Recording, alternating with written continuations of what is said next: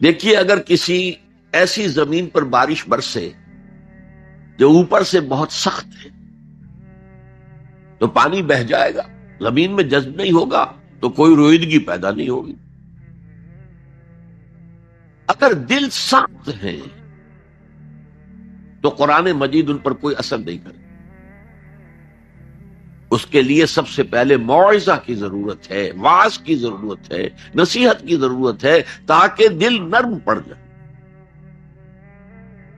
انسانی دل جب سخت ہوتے ہیں تو ان کی سختی چٹانوں سے زیادہ ہوتی ہے۔ سورہ بقرہ میں فرمایا ثم قست قلوبکم فہی کالحجارۃ او اشد قسوہ، یہودیوں سے خطاب ہے۔ ثم قست قلوبکم من بعد ذلک فہی کالحجارۃ او اشد قسوہ، اے بنی اسرائیل تمہارے اس طرز عمل کے نتیجے میں تمہارے دل سخت ہو گئے اور اب وہ پتھروں سے زیادہ سخت۔ لہذا سب سے پہلے ضرورت کیا ہے؟ دل کی زمین کو نرم کیا جائے، اس میں ہل چلایا جائے۔ یہ کام ہے موعظہ کا، واعظ کا، نصیحت کا۔ ہمارے معاشرے میں کسی زمانے میں واعظ کا بڑا رواج تھا، آج کل یہ چیز ختم ہو گئی، بلکہ واعظ کو گھٹیا بات سمجھا جاتا ہے۔ بھائی کوئی عقلی بات کرو، کوئی علمی بات کرو، تم تو واعظ کہہ رہے ہو، گویا کہ واعظ گھٹیا چیز ہے۔ نہیں، واعظ سے دل میں رقت پیدا ہوتی، نرمی پیدا ہوتی۔ تو قرآن مجید ہی سب سے بڑا موعظہ ہے۔ ہم نے بدقسمتی سے کیا کیا، جب واعظ کہے جاتے تھے تب بھی مثنوی مولانا روم سے، ضعیف احادیث سے، واعظ دستاں زنو افسانہ بند، واعظ بڑے اونچے اونچے ہاتھ چلا کر اور افسانہ جو ہے بیان کر رہا ہے، لیکن اس کا حال کیا ہے؟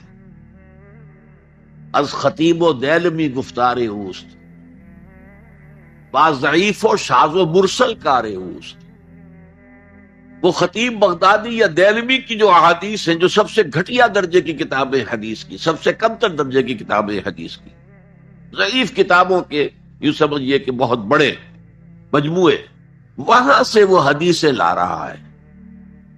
الضعیف و شاذ و مرسل کار ہو، ضعیف حدیث، شاذ حدیث، مرسل حدیث سے وہ بیان کر رہا ہے، قرآن سے اس کا کوئی تعلق۔ قرآن مجید سب سے بڑا واعظ ہے۔ یا ایھا الناس قد جاءتکم موعظۃ، یہ دل کو جب نرم کرتا ہے تو پھر اس میں جذب ہوتا ہے، یہ سیکنڈ سٹیپ ہے اس کا۔ اور جب دل میں جذب ہوگا تو دل کے اندر کی بیماریوں کو دور کر دے گا۔ دل کے اندر کی بیماریاں کون سی ہیں؟ تھرومبوسس نہیں، سنجائنا نہیں، وہ اور ہیں۔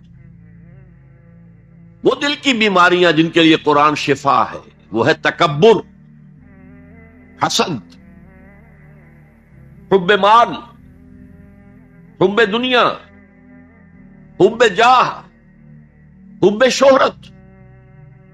یہ ہیں وہ چیزیں کہ جو اصل ہیں، جو دل کے امراض ہیں، ان سب کو جڑ سے نکال کر پھینک دے گا قرآن حکیم۔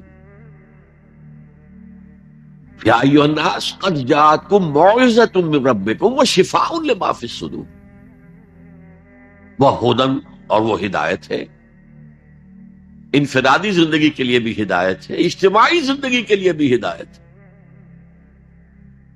کبھی اگر سورہ فاتحہ پر آپ غور کریں، جو ہماری نماز کا جزو لازم ہے، تو ہم پہلے کہتے ہیں الحمدللہ رب العالمین الرحمن الرحیم مالک یوم الدین ایاک نعبد و ایاک نستعین۔ یہ ہدایت تو ہمیں پہلے ہی ملی ہوئی ہے۔ پھر جو ہم کہتے ہیں اہدنا الصراط المستقیم، اللہ کو ہم نے پہچان لیا، اسے رب العالمین مان لیا، اسے رحمان مان لیا، اسے رحیم مان لیا، اسے روز جزا کا حاکم مطلق مان لیا، تو اب کون سی ہدایت رہ گئی؟ ہدایت تو آ گئی۔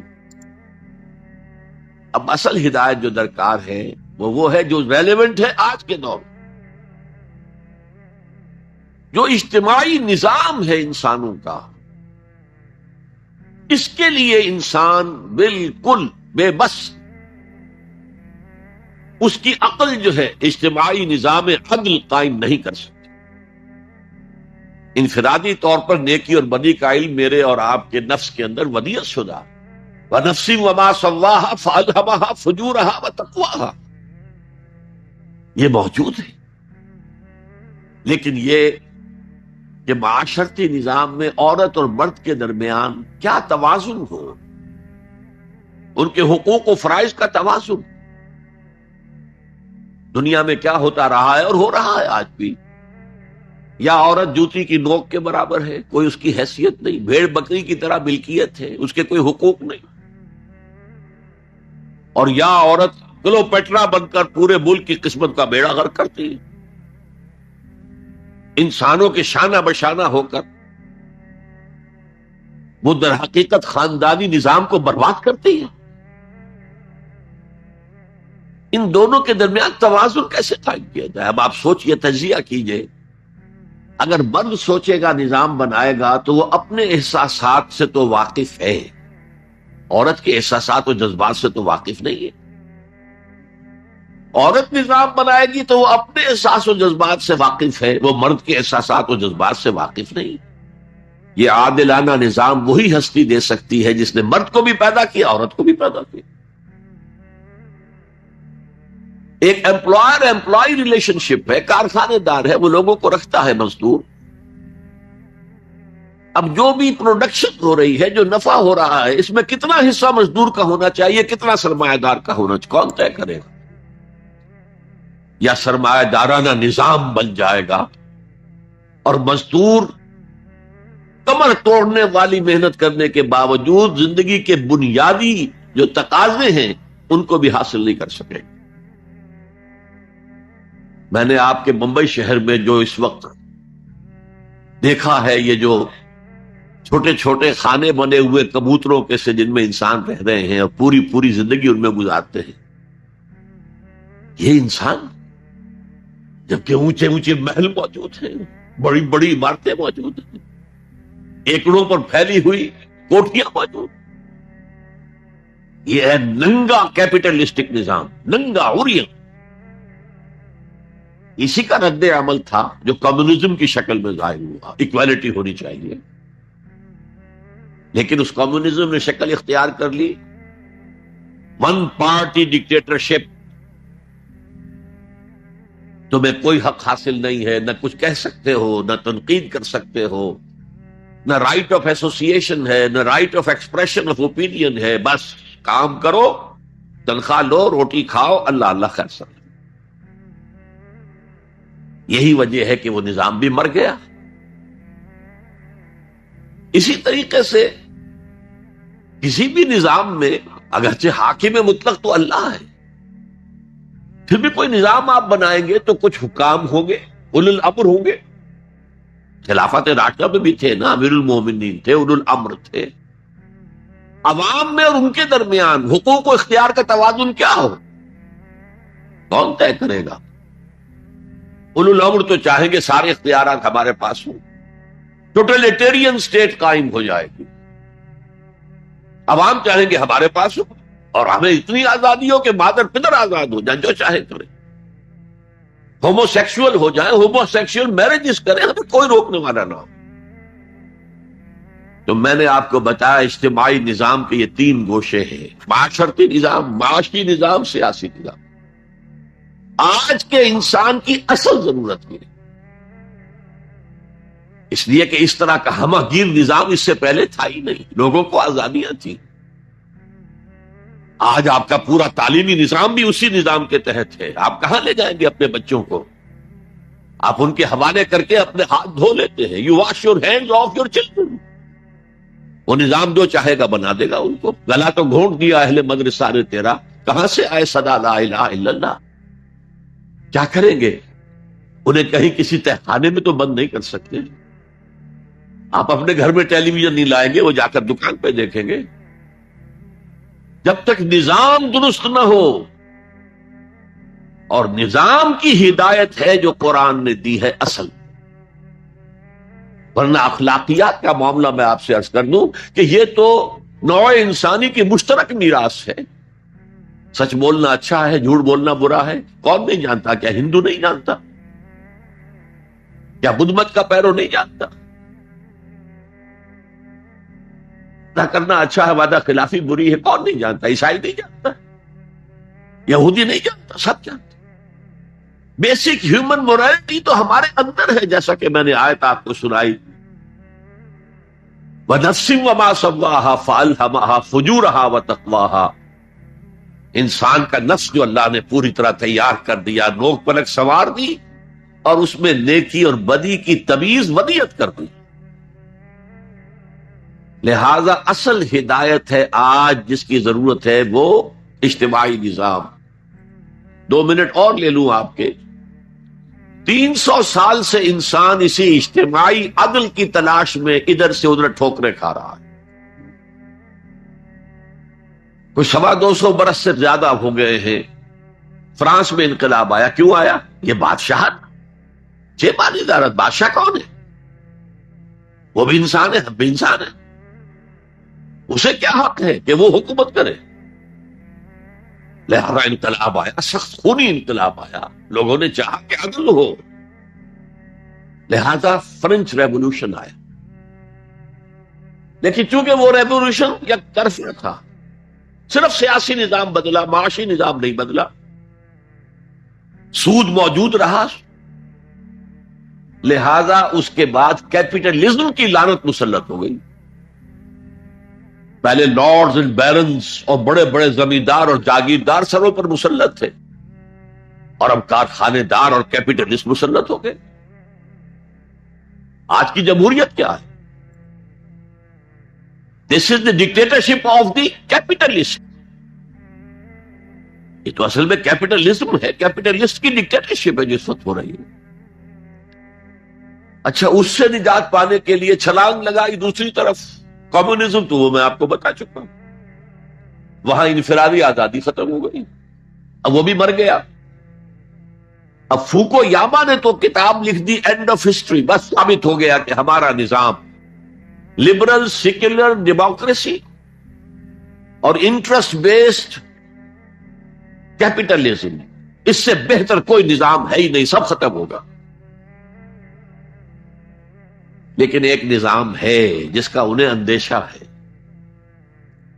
جو ابلیس کی زبان سے اقبال نے کہلوایا تھا، ہے اگر کوئی خطر مجھ کو تو اس امت سے ہے، جس کی خاکستر میں ہے اب تک شرارے آرزو، خال خال اس قوم میں اب تک نظر آتے ہیں وہ، کرتے ہیں اشک سحر گاہی سے جو ظالم وضو۔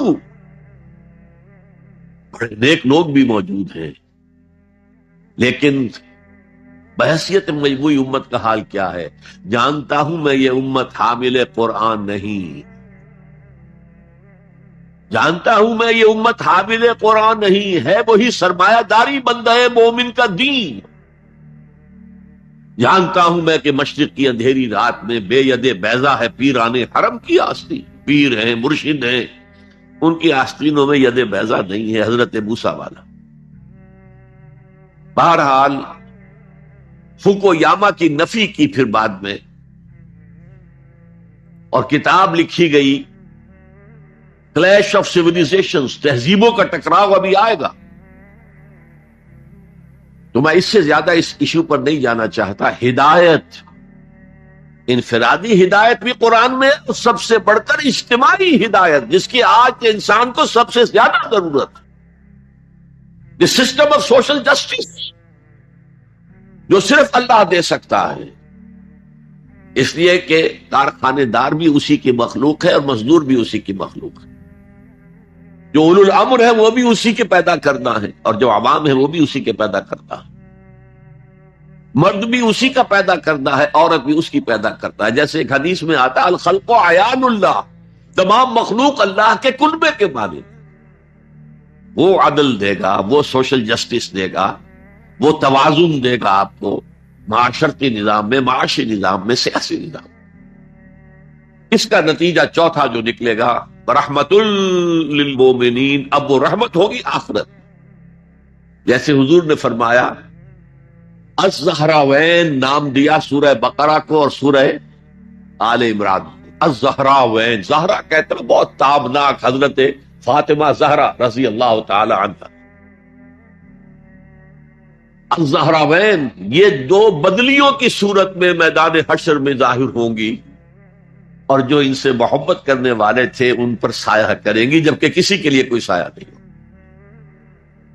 تو یہ رحمت کا ظہور ہوگا قرآن کا قیامت کے دن۔ اب اگلی آیت دیکھیے، قل بفضل اللہ وبرحمتہ، اے نبی ان سے کہہ دیجئے یہ اللہ کے فضل اور اس کی رحمت کا مظہر ہے کہ اس نے تمہیں قرآن مجید جیسی کتاب ہدایت دی، جو موعظہ بھی ہے، شفاء لما فی الصدور بھی ہے، دنیا میں ہدایت بھی ہے، آخرت میں رحمت بھی ہے۔ قل بفضل اللہ وبرحمتہ فبذلک فلیفرحوا، اگر جشن منانا ہے تو اس کا بناؤ، خوشیاں منانی ہے تو اس کی بناؤ۔ ہوا خیر مما یجمعون، یہ دولت ان تمام چیزوں سے زیادہ قیمتی ہے جو انسان جمع کرتا ہے، دولت جمع کرتا ہے، مال، اسباب، جائیداد، کاروبار، اور محل بناتا ہے، اس میں بڑا اعلیٰ فرنیچر رکھتا ہے، اس میں لا کر ڈیکوریشن پیسز کہاں کہاں سے پوری دنیا سے لا کر رکھتا ہے۔ ان سب سے کہیں زیادہ قیمتی شے قرآن۔ اب آئیے 4 آیات، سورہ رحمان کی اولین 4 آیات۔ الرحمن، یہ جملہ نہیں بنا، یہ تو صرف مبتدا ہے، لیکن آیت پوری ہے۔ الرحمن علم القرآن خلق الانسان علمہ البیان۔ یہ اصل میں جو 4 آیتیں، ان میں 4 چوٹی کی چیزوں کا بیان ہے، ٹاپ موسٹ چیزیں۔ اللہ کے ناموں میں سب سے پیارا نام رحمان ہے، اگرچہ قرآن میں کثرت سے آیا ہے اللہ۔ وہ کیوں؟ اہل عرب صرف اسی نام سے واقف تھے، اللہم اللہم دعائیں مانگا کرتے تھے۔ اور آپ کو معلوم ہے سورہ فرقان میں تو اعتراض بھی انہوں نے کیا، یہ رحمان تو کون ہے، ہم تو جانتے نہیں ہیں، یہ کہاں سے لے آئے ہوئے محمد تم رحمان صلی اللہ علیہ وسلم۔ لیکن آپ غور کریں تو سب سے پیارا نام رحمان ہے۔ دیکھیے رحمت سے یہ 2 نام بنائے گئے، الرحمن الرحیم۔ 113 مرتبہ تو تمام سورتوں کے سے پہلے یہ آیت موجود ہے، الرحمن الرحیم، بسم اللہ الرحمن الرحیم۔ سورہ فاتحہ میں الحمدللہ رب العالمین الرحمن الرحیم۔ ان میں فرق کیا ہے؟ یہ جو فعلان کا وزن ہے، اس پر جو عربی میں لفظ آتے ہیں، اس میں کسی صفت کی ہیجانی کیفیت، طوفانی کیفیت، ٹھاٹھے مارتا ہوا سمندر، پہاڑوں ایسی لہریں، اسی سے غضبان بنا ہے، انتہائی غضبناک، بہت غصہ۔ اسی سے جوعان بنا ہے، بھوک سے مر رہا ہوں میں، انا جوعان۔ اسی سے عطشان بنا ہے، میں پیاسا مر رہا ہوں۔ اللہ کا لفظ، اللہ کا نام رحمان ظاہر کر رہا اللہ کی رحمت ٹھاٹھے مارتے ہوئے سمندر کی طرح، اور رحیم فعیل کے وزن پر ہے، جس میں دوام ہوتا ہے، تسلسل ہوتا ہے۔ تو اللہ کی رحمت جہاں ٹھاٹھے مارتے ہوئے سمندر کی طرح ہے، ساتھ ہی وہ آہستگی کے ساتھ مسلسل بہنے والے دریا کے مانند بھی ہے، تسلسل کے ساتھ۔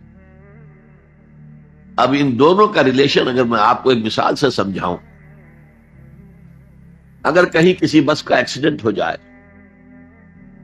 اور آپ دیکھیں کوئی عورت جو ہے مردہ ہو گئی ہے، اور کوئی شیر خوار بچہ اس کی چھاتی سے چمٹا ہوا، اسے کیا پتا میری ماں مر گئی،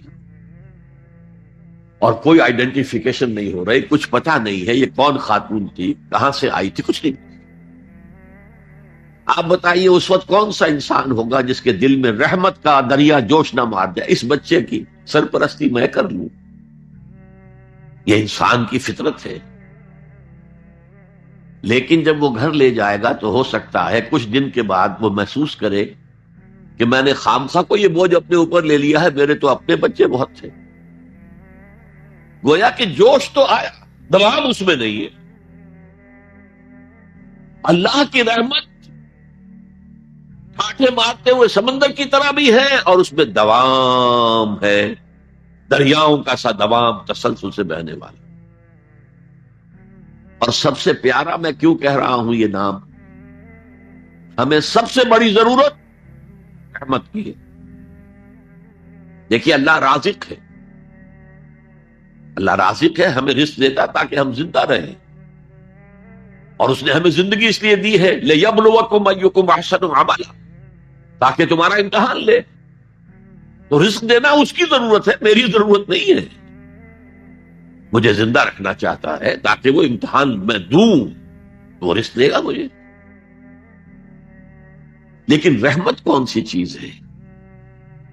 میں حدیث آپ کو سناتا ہوں۔ ایک دفعہ آپ نے فرمایا کوئی انسان محض اپنے عمل کی بنیاد پر جنت میں داخل نہیں ہو سکے گا جب تک کہ رحمت خداوندی دستگیری نہ کرے۔ اسی صحابی رضی اللہ تعالی عنہ نے بڑی ہمت سے، جرأت سے، بلکہ ہم کہہ سکتے جسارت سے کام لیا کہ پوچھ لیا حضور کیا آپ بھی؟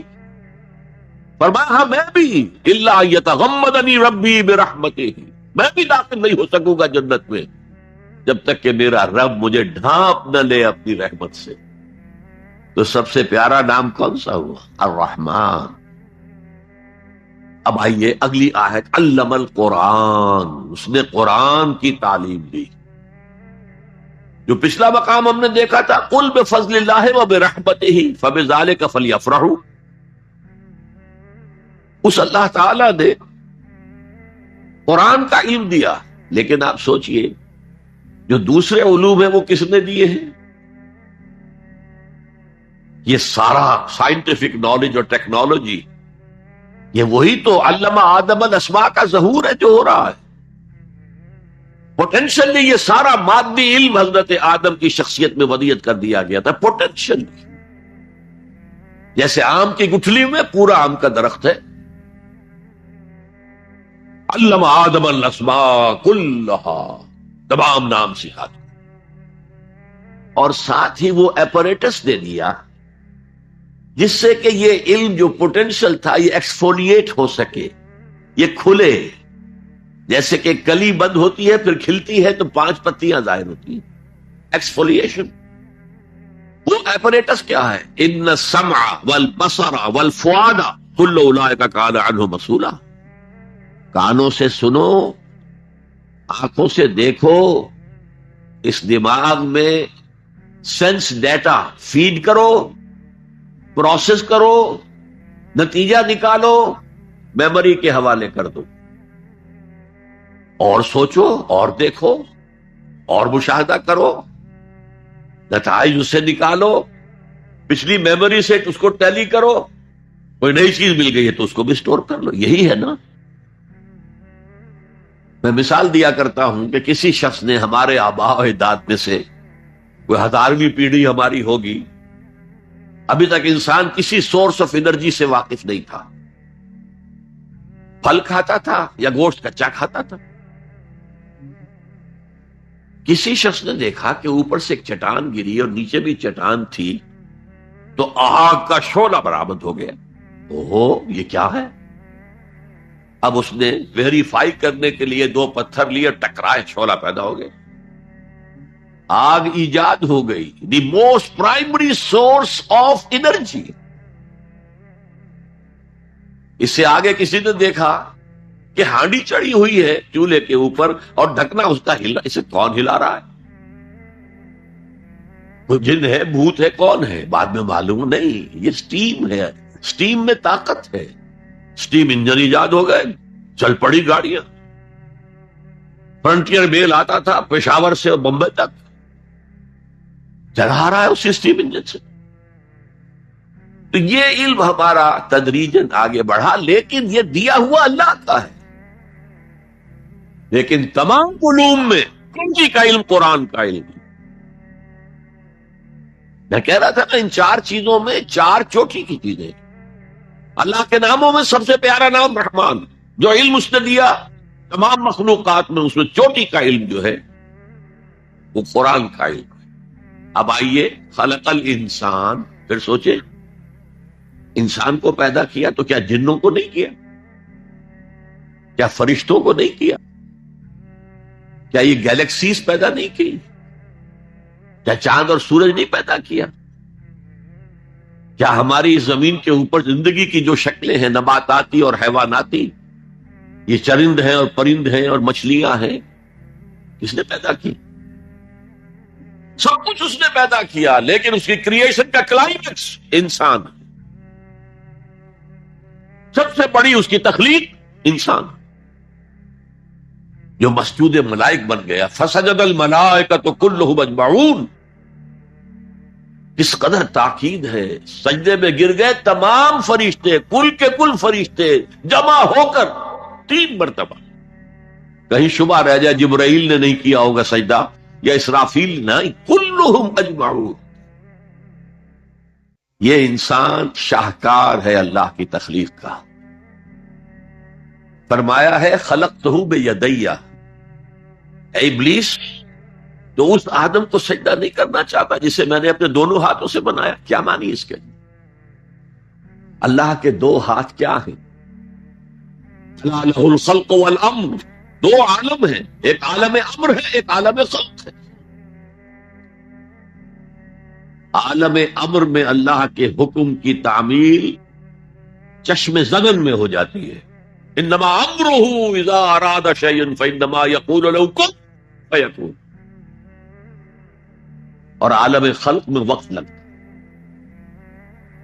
آم کی گٹھلی سے درخت تو بنے گا آم کا، لیکن کتنے سال لے گا؟ ماں کے پیٹ میں بچہ پرورش تو پائے گا، لیکن 9 مہینے لے گا۔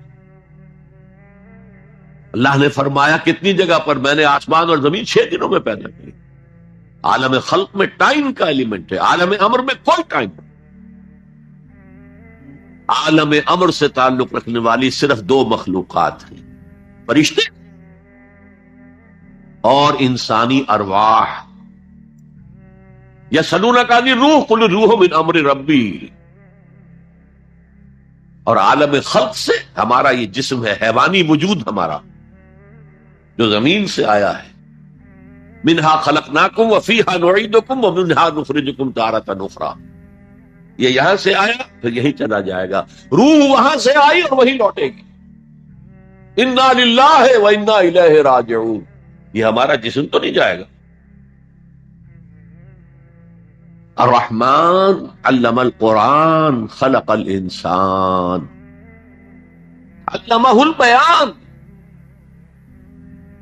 انسان کو جو صلاحیتیں دی اللہ نے، ان میں سب سے بڑی صلاحیت قوت بیان ہے۔ اسی لیے انسان کو اہل منطق کہتے ہیں حیوان ناطق، بولنے والا حیوان،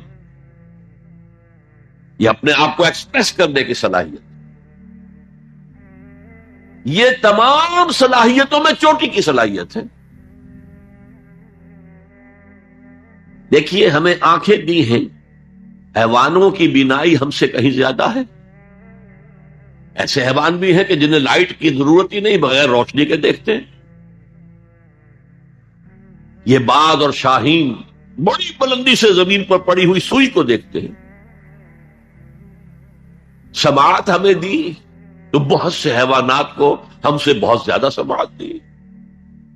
آپ گھوڑے پر سوار جا رہے ہیں، آپ نے کوئی آواز نہیں سنی، گھوڑے نے سن لی ہے، اس کی کنوتیاں کھڑی ہو گئی، اینٹینا کھڑے ہو گئے، سوار کو معلوم ہوا کوئی خطرہ ہے، اس نے تو کچھ نہیں سنا تھا۔ پھر کتنے حیوان ہیں جو سونگنے کی قوت ان میں کتنی زیادہ ہے، ہر شے کو سونگ کر پتہ کرتے ہیں یہ ہمارے کھانے کی ہے کہ نہیں۔ اصل صلاحیت جو انسان کی صلاحیت ہے وہ قوت بیان۔ آپ کو معلوم ہے بڑے بڑے وکیل ایک پیشی کے 5 لاکھ روپیہ لے رہے ہیں، کیوں؟ ان کے اندر بیان کی صلاحیت زیادہ ہے، تو مقدمے کو خوبصورتی سے پیش کر سکتے ہیں۔ ورنہ وہی قانون پڑھنے والے جو ہیں وکلا، وہ جوتی پٹخار سے پھرتے ہیں، کوئی ان کو پوچھتا نہیں۔ اسی طرح آپ کو معلوم ہے دنیا میں بڑے بڑے جو ڈکٹیٹر بنے ہیں وہ قوت بیان کی بنیاد پر۔ ہٹلر کی فائری اسپیچز اس نے کہاں سے کہاں اسے پہنچا دیا۔ لیکن اب ان چیزوں کو جوڑیے، الرحمن علم القرآن، یہ ایک جملہ بنا ہے، رحمان نے قرآن سکھایا، خلق الانسان، انسان کو پیدا کیا، علمہ البیان، یہ تین ویلیوز ہیں جو 4 آیتوں میں آئی ہیں۔ آپ نے میتھمیٹکس میں یا ارتھمیٹکس میں پڑھا ہوگا ریشو پروپورشن کا قاعدہ، نسبت و تناسب، 3 ویلیوز دے دی گئی ہے، چوتھی تلاش کرو۔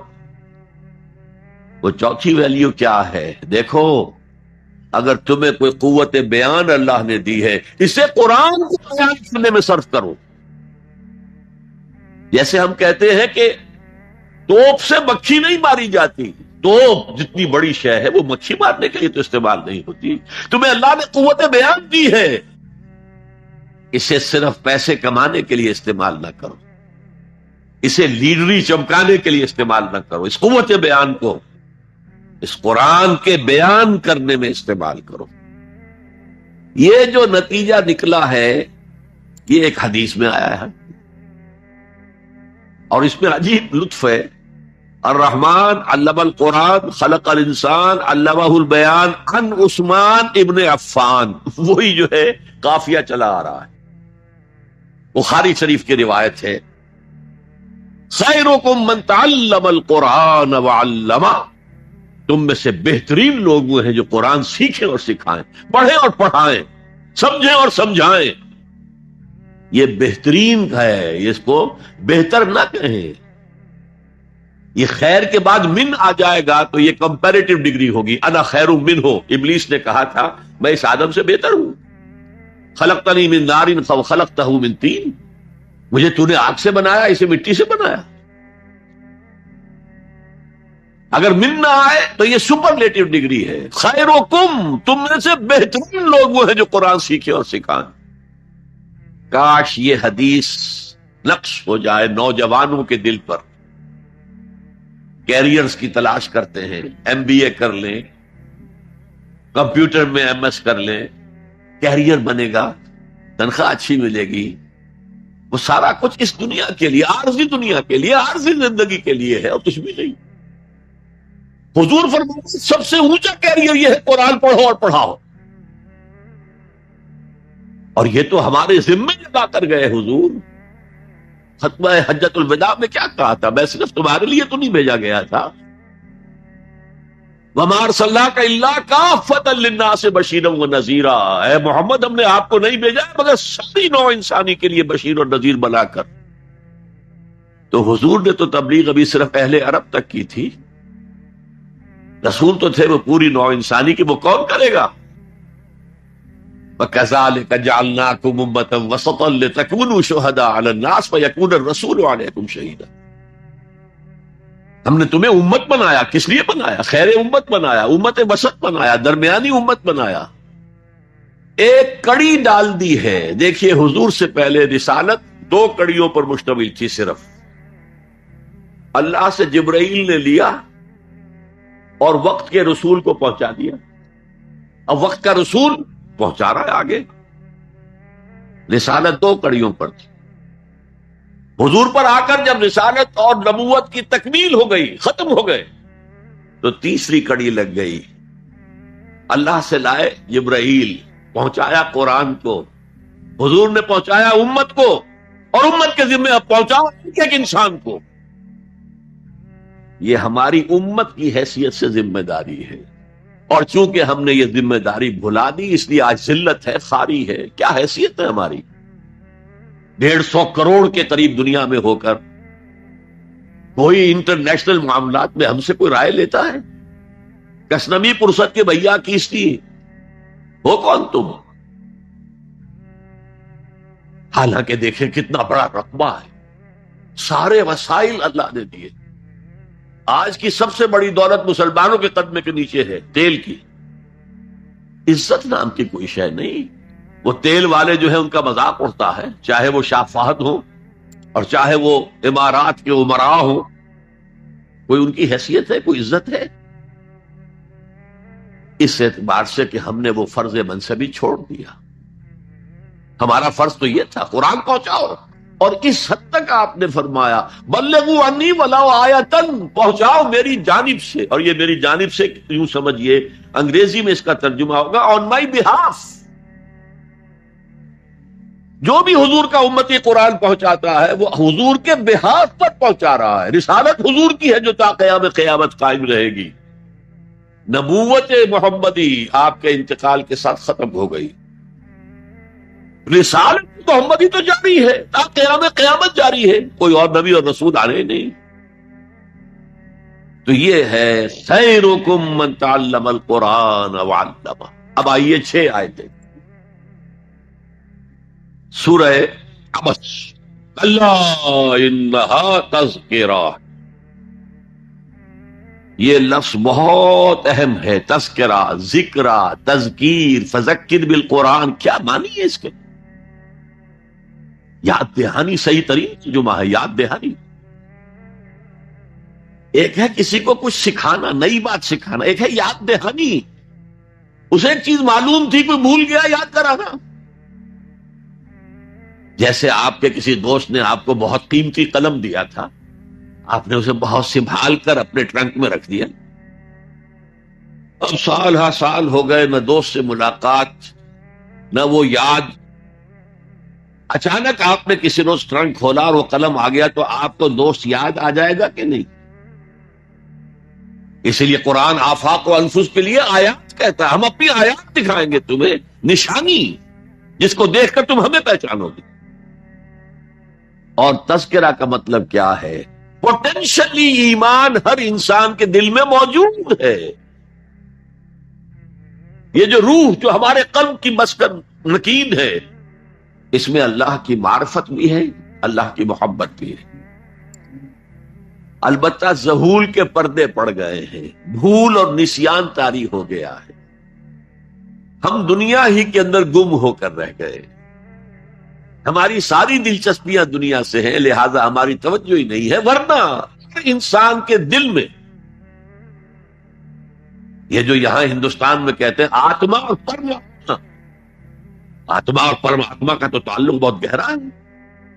ابتدا میں بنا دی گئی تھی ارواح، جب ہم سب کے سب تمام انسان آدم سے لے کر اور تا قیام قیامت جو انسان آئے گا دنیا میں، ان سب کی ارواح پیدا کر دی گئی، اور پوچھا گیا الستو بربکم قالوا بلا، یاد ہے؟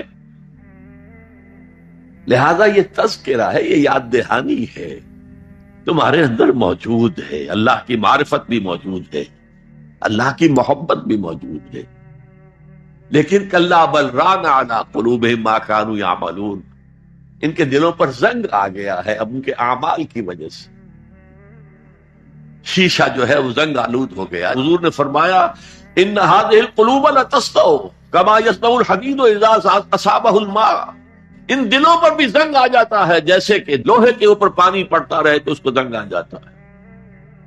پوچھا گیا فما جلاؤها یا رسول اللہ، اللہ کے رسول ہماری تلواروں کو زنگ لگتا ہے، ہم پالش کرتے ہیں، سیکل کرتے ہیں، وہ پھر چمک اٹھتے ہیں، تو دل پر اگر زنگ آ جائے تو اس کا علاج کیا ہے؟ 2 چیزیں فرمائی، کثرت و ذکر الموت و تلاوت القرآن، 2 کام کرو کثرت سے، موت کو یاد رکھو، یہاں رہنا نہیں ہے، جانا ہے، یہ ہمارا گھر نہیں ہے، یہ ہماری منزل نہیں ہے، ہمارا اصل گھر جو حضور نے فرمایا انما الدنیا خلقت لکم وانتم خلقتم للآخرہ، یہ دنیا تمہارے لیے بنائی گئی، تم آخرت کے لیے بنائے گئے۔ اسی لیے حضور نے فرمایا کن فی الدنیا کانک غریب وعابر السبیل، دنیا میں ایسے رہو جیسے راہ چلتے مسافر ہو یا اجنبی ہو۔ اپنے بارے میں فرمایا مالی ولی دنیا، مجھے تمہاری دنیا سے کیا سروکار، انما مثلی کراکب استظل تحت شجرۃ ثم راح فترکھا، میری مثال اس مسافر کی سی ہے جو ذرا سستانے کے لیے کسی درخت کے سائے میں بیٹھتا ہے تھوڑی دیر، وہ اس کا گھر تو نہیں ہے، اس کی منزل نہیں ہے، پھر وہ اس کو چھوڑتا ہے، اپنا راستہ لیتا ہے۔ یہ اگر ہمارا تصور قائم ہو جائے، کلا انہا تذکرہ، اب اس کے بعد جو الفاظ آئے فی صحف مکرمۃ مرفوعۃ مطہرۃ بایدی سفرۃ کرام بررہ، یہ جو قرآن ہے، جو تذکرہ ہے، یہ بڑے ہی انتہائی پاکیزہ صحیفوں میں ہے، فی صحف مکرمۃ، بڑے باعزت، مرفوعۃ مطہرۃ، مرفوع بلند اور انتہائی پاک، بے ایدی سفرۃ، یہ کن کے ہاتھوں میں ہے؟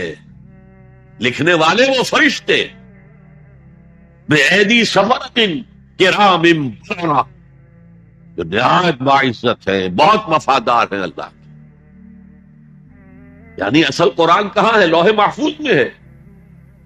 اصل قرآن کہاں ہے؟ ابھی اگلی جو پڑھیں گے ہم، کتاب مکنون، چھپی ہوئی کتاب کے اندر ہے۔ اصل قرآن کہاں ہے؟ وَإِنَّهَا لَفِي أُمِّ الْكِتَابِ لَدَيْنَا لَعَلِيٌّ عَظِيمٌ، یہ تو اس ام الکتاب میں جو ہمارے پاس ہے، بہت بلند ہے اور بہت عظمت والا ہے۔ یہ 6 آیتیں ہو گئی۔ اب آئیے 8 آیتیں جو آپ نے سنی، بہت خوبصورت قرات تھی ماشاءاللہ۔ فَلَا أُقْسِمُ بِمَوَاقِعِ النُّجُومِ، یہ لا جب آتا ہے پہلے تو وہ مخاطب کی بات کی نفی کرنے کے لیے، اٹ از لائک دیٹ، یہ نفی ہے۔ لا اقسم بیوم القیامہ، تمہارے خیالات غلط ہیں، میں قیامت کی قسم کھاتا ہوں۔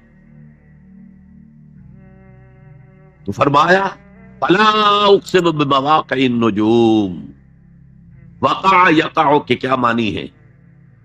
اور یہ سورت کون سی؟ واقعہ، اذا وقعت الواقعہ، وقع گر جانا، پڑ جانا، یہ ستاروں کے ڈوبنے کی جگہ ہے۔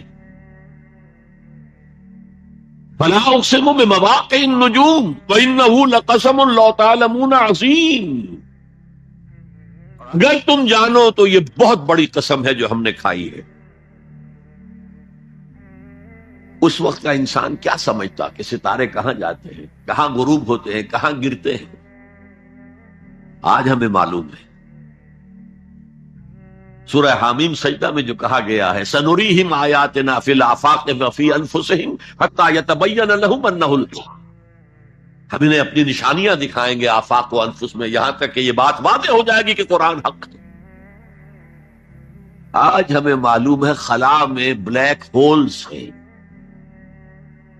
اور یہ بلیک ہولز بڑے بڑے ستاروں کے پچکنے سے، پچک جانے سے پیدا ہوئے، اور جب وہ بڑے ستارے پچکتے ہیں، جو خلش پیدا ہوتا ہے، ویکیوم، اس میں بڑی طاقت ہوتی ہے، اس کے پاس سے کوئی سیارہ، کوئی ستارہ گزر جائے اسے کھینچ لیتا ہے قبر کے اندر۔ یہ بلیک ہولز کا تصور، اسی لیے اللہ نے اس وقت کے لوگوں کے لیے کیا کہا؟ فَلَا أُقْسِمُ بِمَوَاقِعِ النُّجُومِ وَإِنَّهُ لَقَسَمٌ لَوْ تَعْلَمُونَ عَظِيمٌ انہو لقرآن کریم، یہ بہت باعزت قرآن ہے، فی کتاب مکنون، ایک چھپی ہوئی کتاب میں،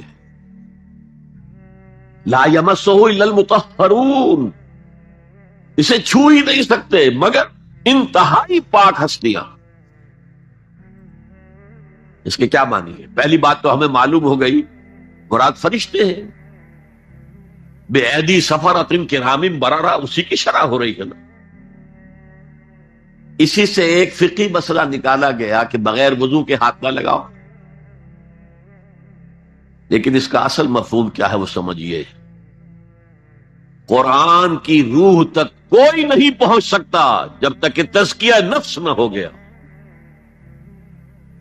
اگر حب مال، حب دنیا، حب جاہ، حب شہرت، اگر یہ تمام محبت میں دل سے نکل نہ جائے تو قرآن کی روح تک آپ کی اپروچ نہیں ہوگی۔ مولانا روم نے کہا ہے، اگرچہ ذرا میں سمجھتا ہوں کہ انہوں نے بہت سخت الفاظ استعمال کیے ہیں، ماز قرآن مغزہا برداشتے مستخاں پیش سگا انداختے، ہم نے قرآن سے اس کا مغز لے لیا، جو ایسنس ہے وہ کھینچ لیا ہے، ہڈی کا گودا جو ہے وہ ہم نے نکال لیا، ہڈیاں ہم نے پھینک دی ہیں کتوں کے سامنے جو لڑ رہے ہیں۔ علم کلام کا مسئلہ ہے، ہے صفات حق حق سے جدا یا عین ذات؟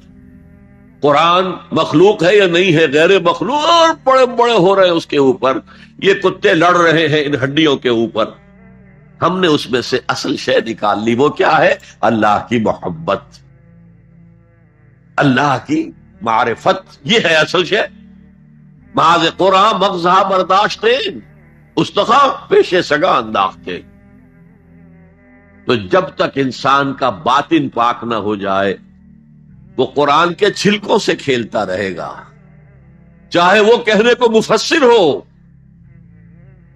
قرآن کے باطن تک کبھی نہیں پہنچے گا۔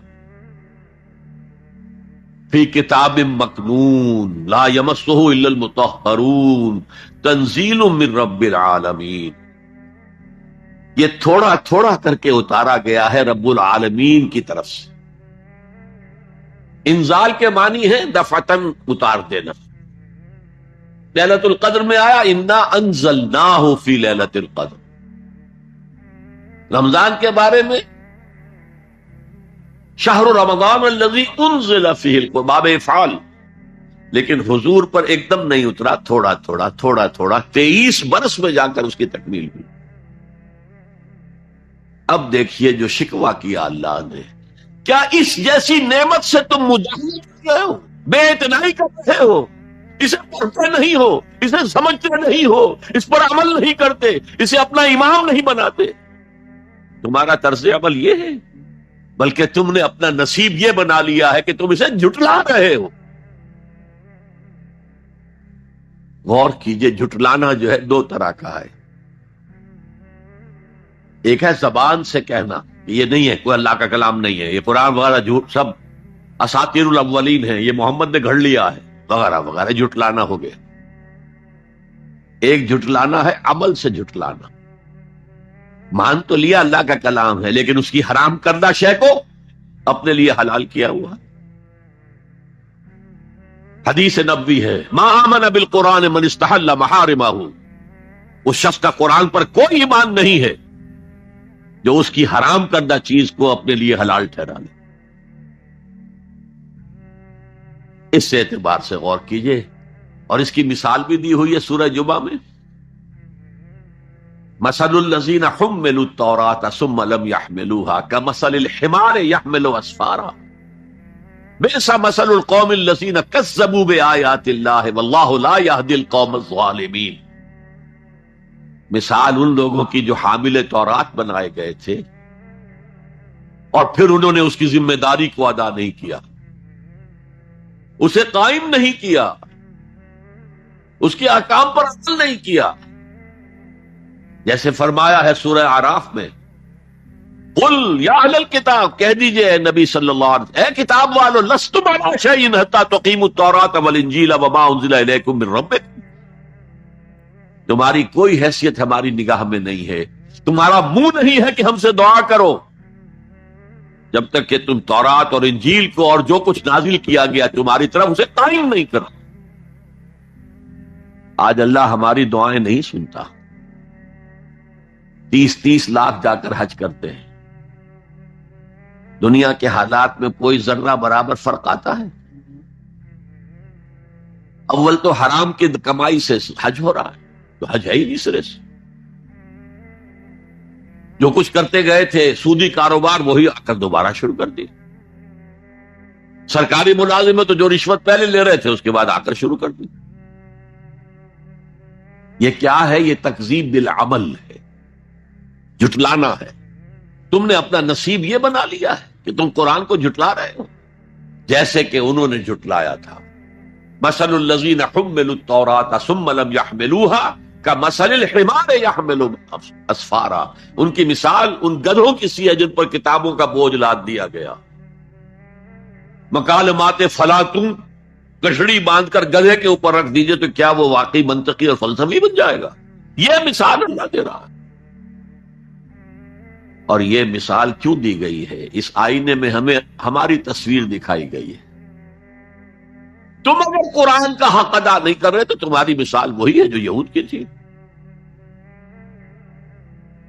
بئس مثل القوم الذین کذبوا بآیات اللہ، بری مثال ہے اس قوم کی جس نے اللہ کی آیات کو جھٹلایا۔ تو زبان سے تو یہودیوں نے کبھی نہیں جھٹلایا تورات کو، عمل سے جھٹلایا ہے۔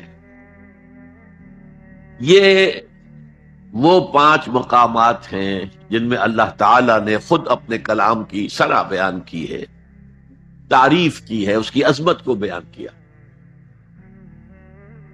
اب میں آپ کے سامنے ایک حدیث رکھنا چاہتا ہوں، حضور نے کیا فرمایا۔ ایک حدیث سنا چکا ہوں آپ کو، عن عثمان بن عفان رضی اللہ تعالی عنہ قال قال رسول اللہ صلی اللہ علیہ وسلم خیرکم من تعلم القرآن وعلمہ، تم میں سے بہترین لوگ وہ ہیں جو قرآن سیکھیں اور سکھائیں۔ یہ حدیث بڑی عجیب ہے، یہ ترمذی میں بھی ہے اور دارمی میں ہے، اور اس کے راوی حضرت علی ہیں رضی اللہ تعالی عنہ۔ عن علی رضی اللہ عنہ قال، حضرت علی فرماتے ہیں انی سمعت رسول اللہ صلی اللہ علیہ وسلم یقول، میں نے سنا اللہ کے رسول صلی اللہ علیہ وسلم کو یہ کہتے ہوئے، انہا ستکون فتنۃ، ان قریب ایک بہت بڑا فتنہ رونما ہوگا۔ حضرت علی فرماتے ہیں قلت، میں نے عرض کیا مل مخرج منہا یا رسول اللہ، اے اللہ کے رسول یہ فرمائیے اس فتنے سے بچنے کا، نکلنے کا راستہ کون سا ہوگا؟ جیسے آپ بڑے بڑے حالوں میں دیکھتے ہیں ایگزٹ، عرب ممالک میں لکھا ہوتا ہے مخرج، اگر کہیں آگ لگ جائے، کہیں دھواں بڑھ جائے تو نکلو، ان لال جو روشنیاں ہیں ان کے اندر جو نیچے دروازے ہیں ان کی طرف جاؤ، یہ مخرج ہے جان بچانے کے لیے۔ یہاں ایک لحظہ توقف کر کے ہمارا اور صحابہ کا جو فرق ہے اس کو نوٹ کر لیجئے۔ اگر ہم ہوتے تو کیا پوچھتے، حضور یہ فتنہ کب آئے گا، کدھر سے آئے گا، کیوں آئے گا، کیا ہوگا، یہ سارے سوالات کرتے نا، جن کا عمل سے کوئی تعلق نہیں، معلومات ہے۔ حضرت علی نے کچھ نہیں پوچھا، بس آپ نے فرما دیا کہ بہت بڑا فتنہ ہوگا، تو بس ہمیں یہ بتائیے کہ اس سے نکلنے کا راستہ کیا۔ اب سنیے حضور کی زبان سے قرآن مجید کی بدح، قال کتاب اللہ، فتنوں سے بچانے والی اللہ کی کتاب، فیہ نبأ ما قبلکم، اس میں تم سے پہلے جو تھے ان کی بھی خبریں ہیں، قوم نوح اور قوم عاد اور قوم ثمود اور قوم مدین اور آل فرعون اور سدوم اور عمورہ کی بستیوں کے حالات ہیں کہ نہیں؟ وَخَبَرُ مَا بَعْدَكُمْ، اس میں تمہارے بعد جو آنے والے حالات ہیں وہ بھی درج ہیں، ذرا کھدائی کر کے نکالنا پڑتا ہے ورنہ حالات موجود ہیں۔ ایک اوپر کی چیز ہے، سامنے کی چیز ہے، ایک ذرا اندر سے کھدائی کر کے، لیکن یہ کہ حضور فرما رہے ہیں خبرو ما بینکم وحکم ما بینکم، اور جو بھی اختلافات تمہارے درمیان ہوں گے ان کا فیصلہ بھی اس کتاب میں موجود ہے۔ کاش کہ ہم اپنے مذہبی اختلافات کو رفع کرنے کے لیے قرآن کی طرف رجوع کریں، جو حبل اللہ ہے، واعتصموا بحبل اللہ جميعا ولا تفرقوا۔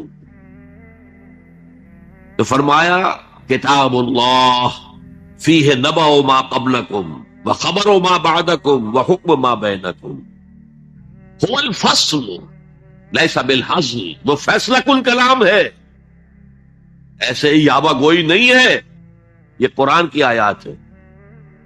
انہ لقول فصل وما هو بالحزن، سورہ طارق کے اندر آیا، طارق میں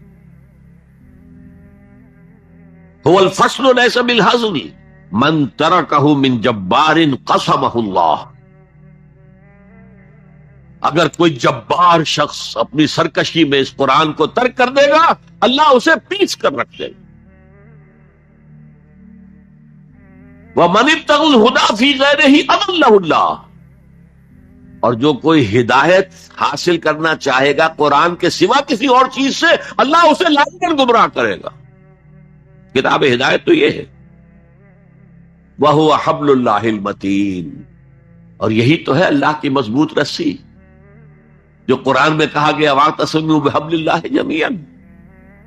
میں نے ایک موقع پر اس آیت کا استہزاء کرتے ہوئے سنا تھا پاکستان کے شہر لاہور میں، جب 1973 یا 74 میں عالم اسلام کی سمٹ کانفرنس ہوئی تھی لاہور میں، تو یہ آیت واعتصموا بحبل اللہ ہر ٹیکسی کے اوپر، ہر رکشہ کے پیچھے لکھی ہوئی ہوتی تھی، اور وہ اس کے بینر لگے ہوئے تھے۔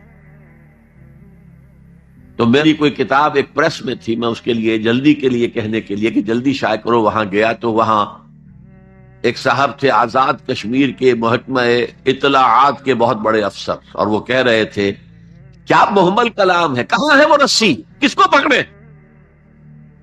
انا للہ و انا الیہ، حضور فرما رہے ہیں ہو حبل اللہ المتین، یہ ہے رسی اللہ کی۔ ایک حدیث میں آتا ہے القرآن حبل اللہ الممدود من السماء الى الارض، یہ اللہ کی رسی ہے جو آسمان سے زمین تک تنی ہوئی ہے۔ ایک اور حدیث بہت پیاری ہے، میں آپ کو بتائے بغیر نہیں رہ سکتا۔ حضور اپنے حجرے سے برآمد ہوئے تو آپ نے دیکھا مسجد نبوی کے ایک کونے میں صحابہ بیٹھے ہیں، قرآن کا مذاکرہ کر رہے ہیں۔ مذاکرہ ایک ہوتا ہے درس، ایک شخص بول رہا ہے دوسرے سن رہے ہیں، یہ نہیں، مذاکرہ آپس میں۔ حضور کے چہرے پر بشاشت کے آثار ظاہر ہوئے، آپ چل کر آئے، آپ نے ایک سوال کیا عجیب، الستم تشہدون، کیا آپ لوگ اس کی گواہی نہیں دیتے اللہ الہ الا اللہ وانی رسول اللہ وہذا القرآن جاء من عند اللہ، کیا آپ لوگ اس کی گواہی نہیں دیتے کہ اللہ کے سوا کوئی معبود نہیں اور میں اللہ کا رسول ہوں اور یہ قرآن اللہ کے پاس سے آیا ہے؟ جواب کیا تھا؟ بلا یا رسول اللہ، بلا یا رسول اللہ، بلا یا رسول اللہ، اللہ کے رسول کیوں نہیں، ہم گواہی دیتے۔ اب فرمایا جس کے لیے میں نے یہ حدیث سنائی، فاستبشروا، خوشیاں مناؤ، جیسے ہم نے دوسرا جو تھا سورہ یونس کی آیات فَبِذَلِكَ فَلْيَفْرَحُوا، خوشیاں مناؤ، جشن مناؤ اس قرآن پر، فاستبشروا، تو بشارتیں حاصل کرو، فَإِنَّ هَذَا الْقُرْآنَ طَرَفُهُ بِأَيْدِيكُمْ وَطَرَفُهُ بِيَدِ اللَّهِ، اس قرآن کا ایک سرا تمہارے ہاتھ میں، ایک سرا اللہ کے ہاتھ میں۔ تو فرمایا هو الذکر الحکیم، جو قرآن کہتا ہے ذکر کرو، ذکر کرو، کھڑے بیٹھے، سب سے بڑا ذکر قرآن ہے۔ ہم بیٹھ کر ضربے لگا رہے ہیں، پتہ نہیں کیا کرتے ہیں، کوئی وظائف پڑھ رہا ہے، سب سے بڑا ذکر جسے قرآن ذکر کہتا ہے، انا نحن نزلنا الذکر وانا لہ لحافظون، دی ذکر وہ قرآن ہے، هو الذکر الحکیم وهو الصراط المستقیم۔ اور تم نماز کی ہر رکعت میں کہتے ہو اہدنا الصراط المستقیم، وہ صراط مستقیم تو اللہ نے تمہیں دے دیا ہے، یہ قرآن ہی تو ہے صراط المستقیم۔ پھر دیکھیے اس میں وہ قرآن مجید کا انداز ہے، دو دو تین تین آیات ایک طرح سے قوافی کے ساتھ آ رہی ہیں۔ هو الذی لا تزیغ بہ الاہواء، یہ وہ شے ہے کہ جس کے ہوتے ہوئے خواہش نفس آپ کو کج نہیں ہونے دے گی، زیغ نہیں آئے گا اس کے ساتھ، اس کے ہوتے ہوئے کبھی کجی نہیں آئے گی تمہارے اندر۔ وَلَا تَلْتَبِسُ بِهِ الْأَلْسِنَةُ، زبانیں التباس نہیں پیدا کر سکیں گی، قرآن جو ہے اپنی حفاظت خود کرتا ہے۔ ذرا سی الفاظ کی شکل موڑ دی، رائنا کی بجائے رائنا کہہ دیا، قرآن پر ایسا کوئی حملہ نہیں ہو سکتا۔ لا یاتیہ الباطل من بین یدیہ ولا من خلفہ، اس پر باطل حملہ آور ہو ہی نہیں سکتا، نہ سامنے سے نہ پیچھے سے۔ ولا یشبع منہ العلماء، علماء اس قرآن سے کبھی سیری محسوس نہیں کریں گے، کبھی بھی یہ محسوس نہیں کریں گے کہ بس قرآن سے جو لینا تھا ہم نے لے لیا، اب کچھ نہیں رہا۔ پڑھتے رہیں گے، پڑھتے رہیں گے، پڑھتے رہیں گے، معلوم ہوگا ہر مرتبہ کوئی نئی چیز آ رہی ہے۔ بھلا یشبع منہ العلماء، سیری نہیں ہوگی، جیسے آپ کے سامنے آپ نے کھانا کھایا، پیٹ بھر گیا، اب وہ کوئی کہہ میں تھوڑا سا یہ، نہیں بھائی نہیں، میرا پیٹ بھر چکا ہے، سیر ہو گئے نا۔ قرآن سے آپ کبھی سیر نہیں ہو سکیں گے۔ ولا یخلق عن کثرت الرد، بار بار کے پڑھنے سے اس پر کوئی باسی پن طاری نہیں ہوگا۔ کوئی اور کتاب دنیا میں ایسی نہیں ہے، ایک دفعہ پڑھ لی، دو دفعہ پڑھ لی، پھر تیسری دفعہ ہاتھ لگانے کو جی نہیں چاہتا۔ پڑھنے کو جی نہیں چاہتا، سوال ہی پیدا نہیں۔ یہ وہ ہے، پڑھتے رہو گے، اس پر کوئی باسی پن طاری نہیں ہوگا۔ وَلَا تَنْقَضِي عَجَائِبُهُ، اس کے عجائب کبھی ختم نہیں ہوں گے۔ یہ ہیروں کی وہ کان ہے جو کبھی ختم نہیں ہوگی، غور کرو گے نکالتے رہو گے۔ یہ بنیاد ہے سمندر کے نیچے جہاں سے موتی ختم نہیں ہو سکتا۔ بڑی سے بڑی کان ہیروں کی ایک وقت آتا ہے کہ ختم ہو گئے، ہیرے جو تھے نکالنے تھے نکال لیے، نہیں۔ لا تنقضی عجائبہ هو الذی لن تنتہی الجن اذ سمعتہ حتی قالوا انا سمعنا قرآنا عجبا یہدی الی الرشد فآمنا بہ۔ یہ وہ کتاب ہے جسے جیسے ہی جنوں نے سنا فوراً کہا ہم نے آج ایک بہت عمدہ کلام سنا ہے، کتاب سنی ہے، تو ہم تو ایمان لے آئے۔ ایک دفعہ سنا ہے اور وہ داعی بن کر چلے گئے۔ یا قومنا اجیبوا داعی اللہ، اے ہماری قوم کے لوگوں، اس اللہ کی طرف پکارنے والے کی آواز پر لبیک کہو۔ جنات کا عالم یہ ہے، ہمارا عالم کیا ہے؟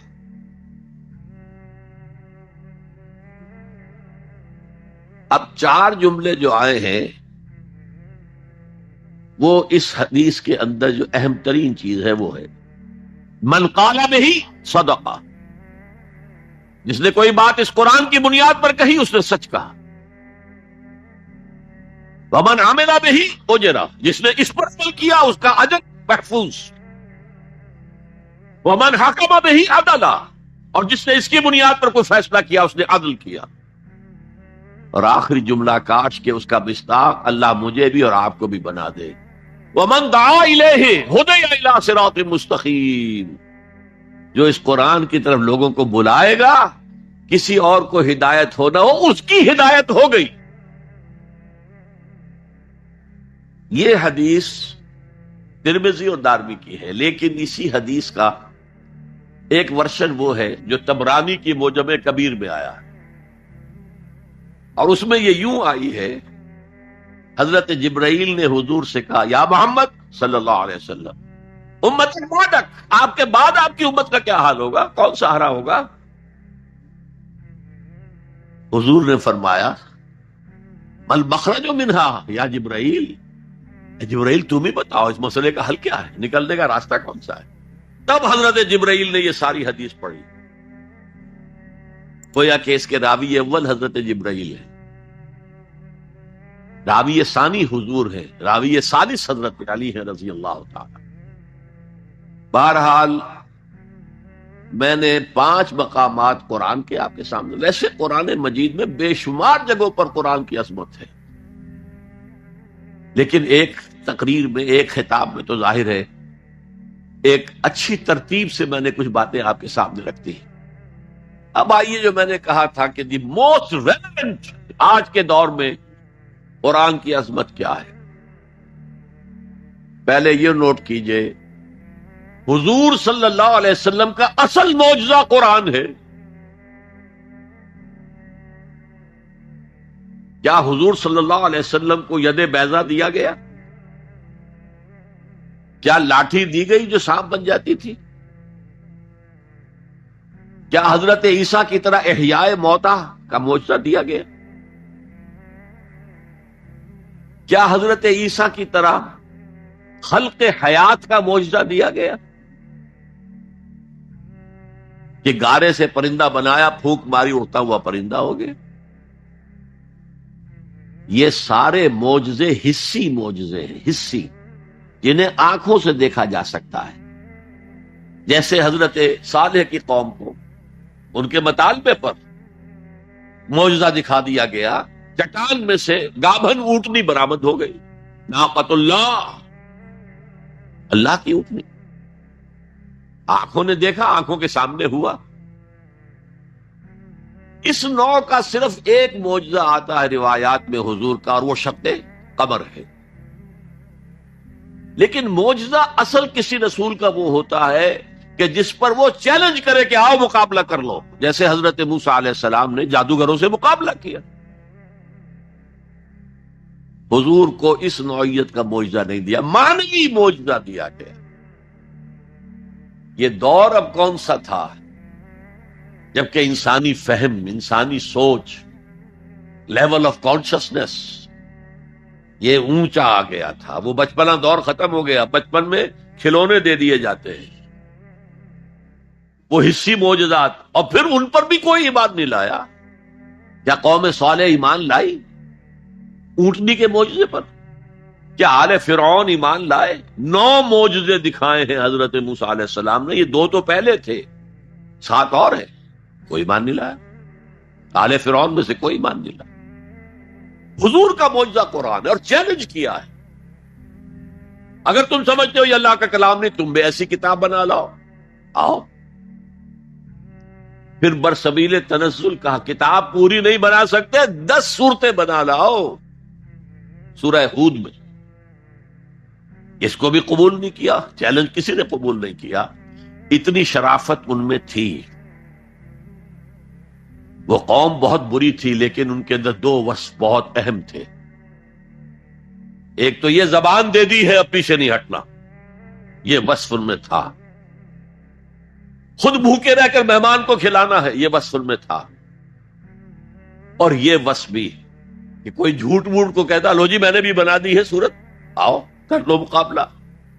کسی نے نہیں. اور برسبیل تنزل یہاں تک گئے، اچھا ایک سورت بنا لاؤ. اور ایک سورت تو سورت العصر کے مانند بھی ہو سکتی ہے 3 آیتوں کی، سورہ کوثر کے مانند ہو سکتی ہے 3 آیتوں پر مشتمل، سورت النصر ہو سکتی ہے 3 آیتوں پر مشتمل. وَإِن كُنتُمْ فِي رَيْبٍ مِّمَّا نَزَّلْنَا عَلَىٰ عَبْدِنَا فَأْتُوا بِسُورَةٍ مِّن مِّثْلِهِ، اس جیسی کوئی ایک سورت بنا کر دے آؤ. فَإِن لَّمْ تَفْعَلُوا وَلَن تَفْعَلُوا، ذرا غور کیجئے جو چیلنج ہے. اور اگر تم ایسا نہیں کر سکو اور ہرگز نہیں کر سکو گے، فَاتَّقُوا النَّارَ الَّتِي وَقُودُهَا النَّاسُ وَالْحِجَارَةُ، تو ڈرو اس آگ سے جس کا ایندھن بنیں گے انسان اور پتھر. یہ معجزہ کس اعتبار سے ہے قرآن؟ اولاً یہ معجزہ فصاحت اور بلاغت کے اعتبار سے، اس میں عذوبت ہے، مٹھاس. حضرت لبید رضی اللہ تعالی عنہ سبع معلقہ کے آخری شاعر تھے. وہاں رواج کیا تھا، ہر سال بڑے میلے لگتے تھے اور ان کے اندر مشاعرے ہوتے تھے اور شعراء اپنے اپنے قصائد پیش کرتے تھے. جس کا قصیدہ سب سے اعلیٰ شمار ہوتا تھا تمام شعراء اس کو سجدہ کرتے تھے. اور نمبر 2 ان کا قصیدہ بیت اللہ کے ساتھ لٹکا دیا جاتا تھا. ہی از دی پوئٹ آف دی ایئر، یہ ہمارا اس سال کا شاعر یہ ہے. وہی 7 معلقات جو لٹکا دیے گئے تھے انہی پر کتاب ہے سبع معلقہ. حضرت لبید آخری آدمی ہے، لیکن جب ایمان لے آئے شعر کہنے چھوڑ دیے. حضرت عمر نے فرمایا لبید اب آپ شعر نہیں کہتے. جواب کیا تھا؟ اب بعد القرآن، کیا قرآن کے بعد بھی کسی کے لیے یہ موقع ہے کہ وہ کچھ کہے؟ سبع معلقہ کا شاعر جس کو تمام شعراء سجدہ کر چکے، اب قرآن کے ہوتے ہوئے قرآن کے بعد کوئی کچھ کہے، اس کی مت ماری گئی. پہلی تو یہ بات. لیکن یہ جو معجزہ ہے قرآن کا، اس کا صحیح شعور ہم نہیں کر سکتے. یہ تو جس کی مادری زبان ہے وہی سمجھ سکتے تھے اس کے اندر کیا فصاحت ہے، کیا بلاغت ہے، کیا عذوبت ہے، کیا مٹھاس ہے، کیسا ملکوتی غنا ہے. اس میں موسیقی ہے، اللہ کی موسیقی، ملکوتی غنا. اس کا اندازہ وہی کر سکتے تھے، ہم نہیں کر سکتے. لیکن ہمارے نزدیک جو بات پہلے میں نے کہی تھی، آج کے دور میں یہ سب سے بڑا معجزہ ہے جو انسان کو نظام عدل دیتا ہے. میں بتا چکا ہوں 300 برس سے انسان ٹھوکریں کھا رہا ہے، مشرق سے مغرب، مغرب سے مشرق، پھر مشرق سے مغرب. حضور نے ایک دفعہ زمین پر نقشہ کھینچا سواء السبیل کا، جن کا لے کر ایک سیدھا خط کھینچا، اور ایک خط وہ ہے جو اس کو کاٹ رہا ہے. اس کے بعد پھر آپ نے ایک دائرہ بنایا، سیمی سرکل. وہ جنت ہے، یہ دنیا میں صراط مستقیم یا سواء السبیل ہے، اور درمیان میں جہنم کے اوپر وہ پل صراط ہے. قرآن کے راستے پر چلو گے اس لیے کہ وہ پل صراط جہنم کے اوپر ہے. وَإِن مِّنكُمْ إِلَّا وَارِدُهَا كَانَ عَلَىٰ رَبِّكَ حَتْمًا مَّقْضِيًّا. وہ اس پل صراط سے ہو کر جنت میں پہنچ جائے گا. اور انسانی عقل کے نتیجے میں سوچو گے تو وہ لیفٹ سے شروع ہو کر اس خط کو کاٹتا ہوا وہ رائٹ کی انتہا کو پہنچ جائے گا. معلوم ہو ہم تو آسمان سے گرے اور کھجور میں اٹک گئے. پھر واپس آئے گا کیونکہ اللہ کی کتاب کو رہنما نہیں بنایا. پھر اس خط مستقیم کو کاٹتا ہوا اب وہ پھر لیفٹ کو پہنچ جائے گا. اس طرح آپ نے لکیریں کھینچی، یہ ٹیڑھے راستے ادھر سے ادھر، ادھر سے ادھر، ادھر سے ادھر ہو کر یہ جہنم میں جاتے ہیں سارے کے. دنیا میں نظام عدل اجتماعی اور آخرت میں جنت تک رسائی یہ صرف اس سواء السبیل، اس صراط مستقیم سے ہے جو قرآن جس کی نشاندہی کر رہا ہے. اب میری آخری بات، آج کی دنیا میں قرآن کا سب سے بڑا معجزہ وہ یہ ہے کہ اس کتاب کے ذریعے حضور نے تاریخ انسانی کا عظیم ترین انقلاب برپا کیا. اسی کتاب کے ذریعے کیا نا. اتر کر ہرا سے سوئے قوم آیا اور نسخہ کیمیا ساتھ لائے. اس سے ذہن بدلے، عقائد بدلے، سوچ بدلی، کردار بدلے، اخلاق بدلے. پھر انہوں نے طاقت بنا کر اور کوڑا بنا کر باطل نظام پر دے مارا اور نظام حق کو قائم کر کے دکھا دیا. اور یہ سارا عمل قرآن کے گرد گھومتا ہے. دعوت دو قرآن کے ذریعے سے.